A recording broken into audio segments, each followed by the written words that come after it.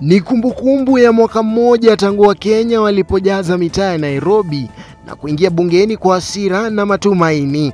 Ila leo tena sauti hizo zimerejea.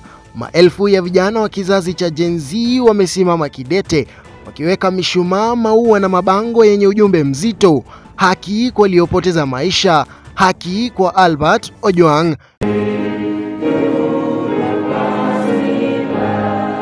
Mitaa ya jiji imefungwa, biashara zimefungwa, ila polisi wamezingira barabara kuu, magari ya deraya, vizuizi na hali ya tahadhari pia imo mbioni.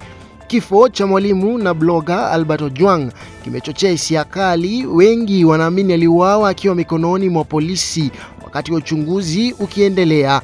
Wananchi wanasema tumechoka, tunalilia haki.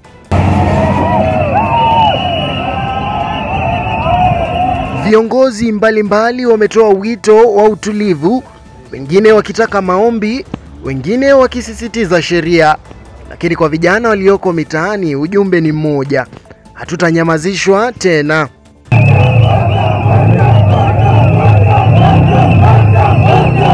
Hali hii imesababisha kufungwa kwa barabara kuu jijini Nairobi.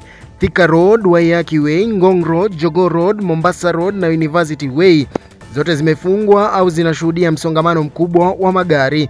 Parliament Road, City Hall Way na State House Road zimefungwa kabisa kwa sababu za kiusalama. Expressway pia imeathirika baada ya vurugu na uharibifu wa miundombinu kutokea kwenye vituo vya malipo. Polisi wanaoshauri watumiaji wa barabara kutumia njia mbadala kama Eastern na Southern bypass.